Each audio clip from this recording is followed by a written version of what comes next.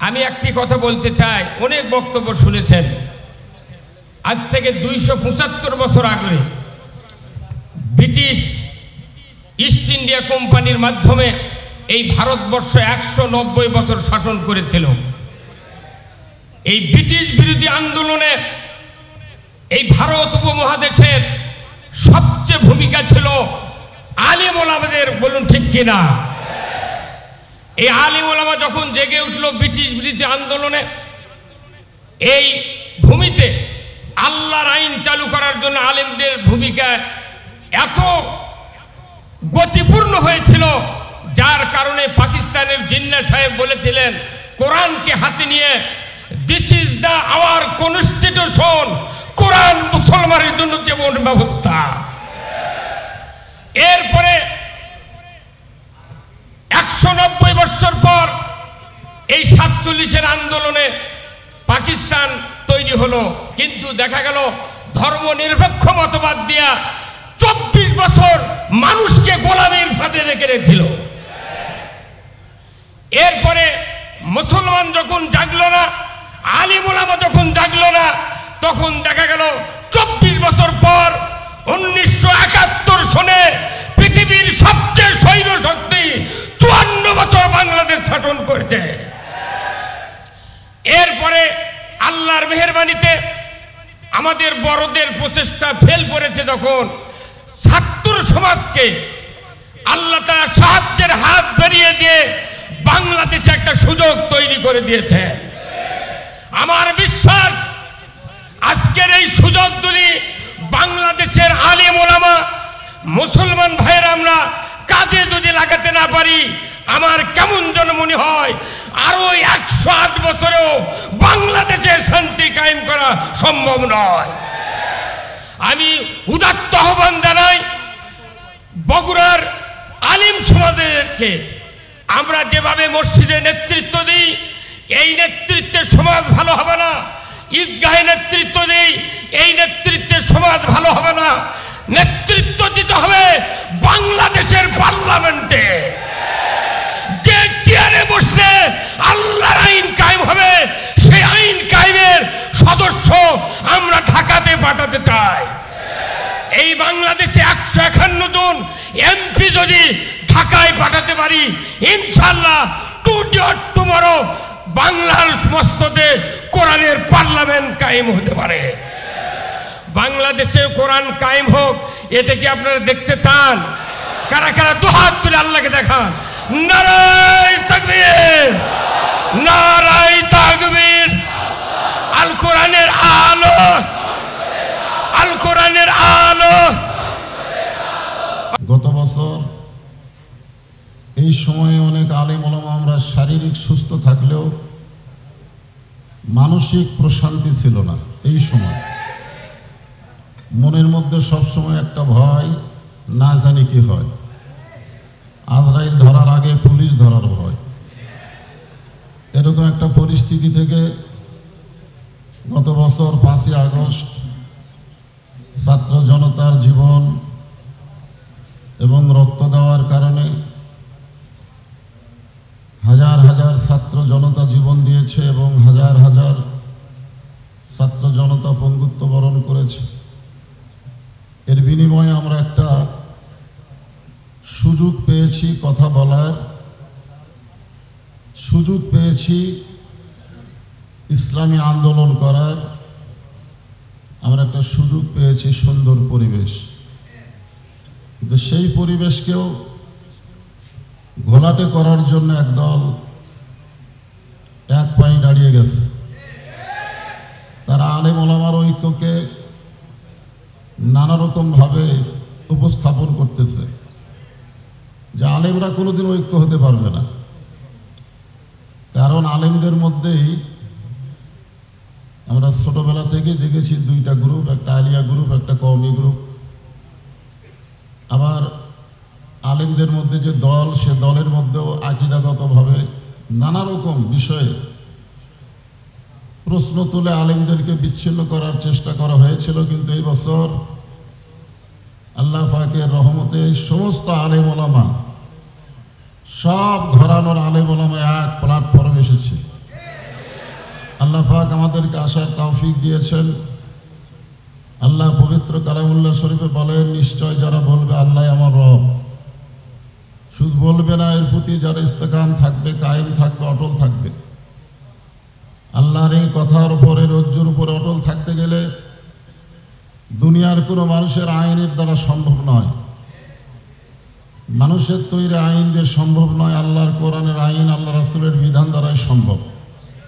আর সেইটাকে সামনে রেখে আমরা আগামীতে বাংলাদেশকে গড়তে চাই।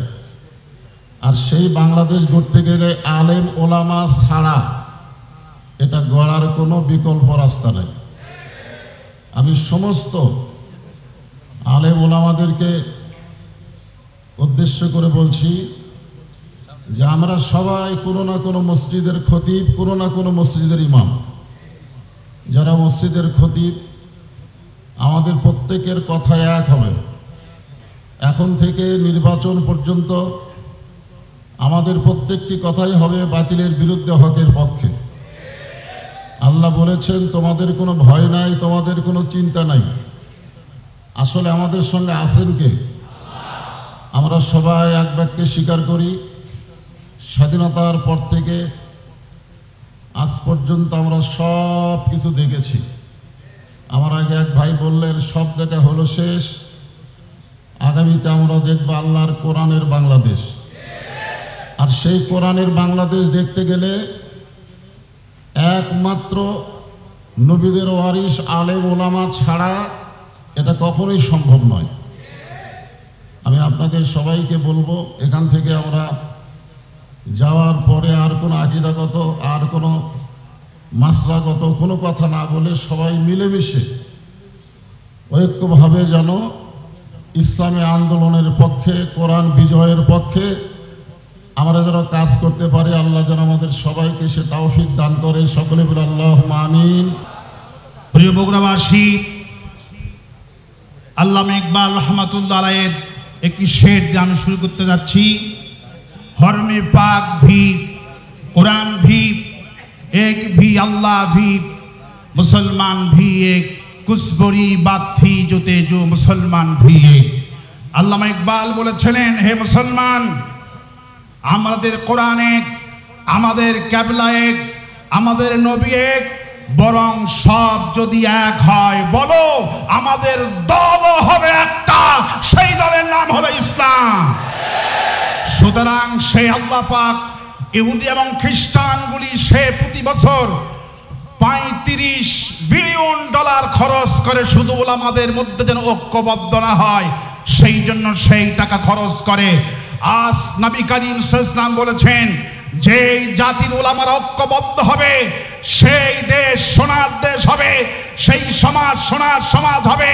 সুতরাং বাংলাদেশ সোনার বাংলাদেশ গঠন করতে হলে ওলামাদের ঐক্যের ভিত্তিতে আগামীর বাংলাদেশ হবে প্রকৃতপক্ষে সোনার বাংলাদেশ। আর স্মরণ করছি বিশ্বনন্দিত মুফাসসিরে কোরআন শহীদ আল্লামা দিলওয়ার হোসেন সাইদি, আল্লাহ পাক তাকে শাহাদাতের সুউচ্চ মাকাম দান করুন। সারাটা জীবন চেষ্টা করেছেন ঐক্যর জন্য। আজ চরমনের পীরের কথা শুনে কলিজা ভরে যাচ্ছে, মামুনুল হকের কথা শুনে ভরে যাচ্ছে। মামুনুল হককে সেদিন প্রশ্ন করছে সাংবাদিক, আপনারা কি ঐক্য হয়ে গেলেন? বলছেন কেন ঐক্য হব না কেন? শোনো, আমরা ঐক্য হয়েছি কেন জানো? হাতের এই যে 5টা আঙ্গুল দেখতেছো, 5 রকমের কাজ করে, কিন্তু খাবার সময় কোনো ইখতিলাফ করে না, মতপার্থক্য করে না, সবগুলি ঐক্যবদ্ধ হয়ে গ্রাস মারে ভাত খায়। আমরা ঐক্যবদ্ধ হয়েছি বামপন্থী চাঁদাবাজদেরকে গ্রাস করে খাওয়ার জন্য। সুতরাং আজকে ঐক্যবদ্ধ আমরা হব, বাংলাদেশ থেকে চাঁদাবাজ দুর্বৃত্ত হয়ে আগামী সমাজ হবে কোরআনের সমাজ ইনশাআল্লাহ। 2 মিনিটে আমার 3টি কথা।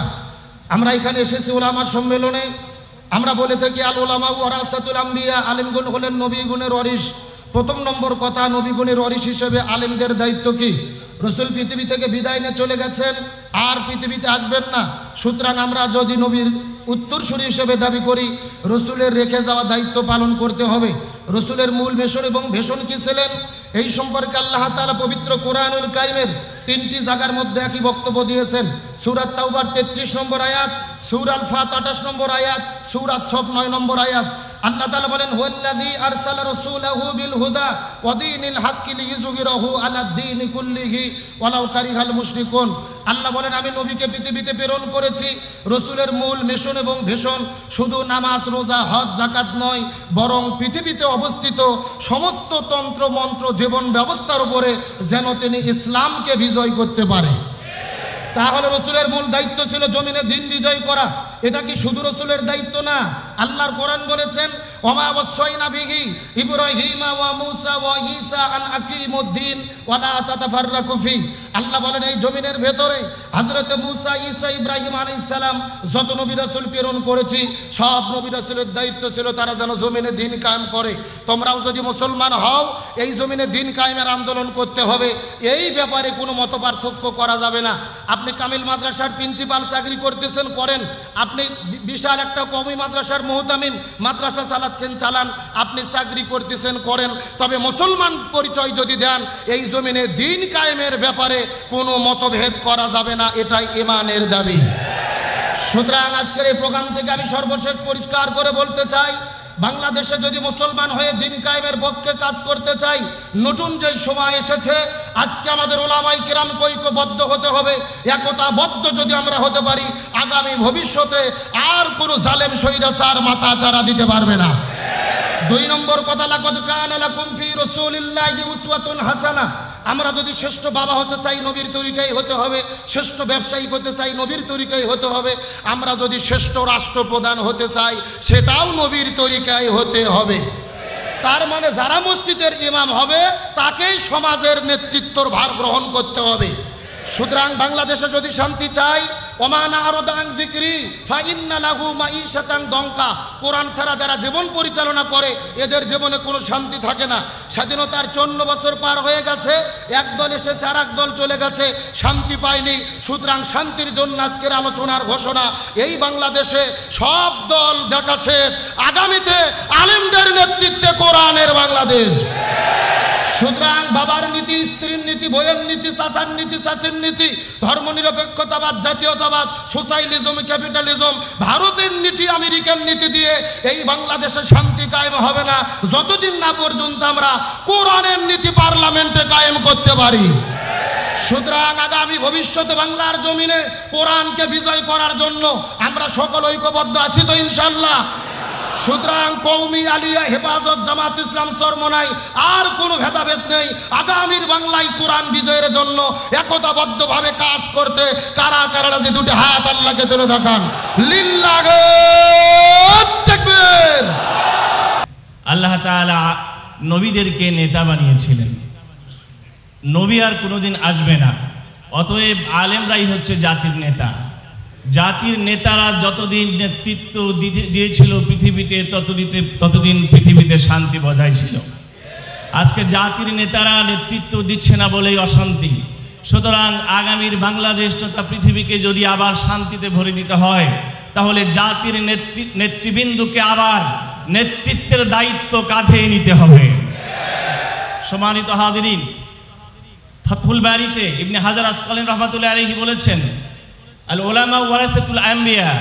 এই হাদিসের মধ্যে যে মিনিংটা বোঝানো হয়েছে, আলেমরা পৃথিবীতে ধন সম্পদ উপার্জনের জন্য আসে নাই, আলেমেরা পৃথিবীতে এসেছে আল্লাহর নবীর এবং নবীদের ইলমের যে উত্তরাধিকার, এই উত্তরাধিকার বহন করতে। আজকে আমরা আলেম বলে পরিচয় দেই কিন্তু ইলমটাই আমাদের মধ্যে নাই। কিন্তু পৃথিবীর নিয়ম এটাই, যাদের কাছে ইলম আছে তাদের কাছেই পৃথিবীর নেতৃত্ব আসে। সুতরাং আমি আহ্বান করতে চাই আলেমদেরকে আরেকবার নেতৃত্বের জায়গায় আসতে হলে ইলমে অগ্রসর হতে হবে। আরেকটা কথা বলতে চাই, ইলমকে আমরা আজকে সীমায়িত করেছি, ইলমকে শুধুমাত্র মসজিদ, মাদ্রাসা, খানকার জ্ঞানকে সীমায়িত করেছি। অথচ আল্লাহ রাব্বুল আলামিন যে আয়াতে বলেছেন ইন্নামা ইয়াখশাল্লাহা মিন ইবাদিহিল উলামা, তার আগের আয়াতেই তিনি উদ্ভিদ বিজ্ঞানের কথা বলেছেন, পদার্থের কথা বলেছেন, মহাকাশ বিজ্ঞানের কথা বলেছেন। সুতরাং পৃথিবীর নেতৃত্ব দিতে গেলে আগামী দিনে জ্ঞানের নতুন সংজ্ঞা, সঠিক সংজ্ঞা ইমাম গাজালির সংজ্ঞা দিতে হবে। মুসলমানদের ভিতরে পরমাণু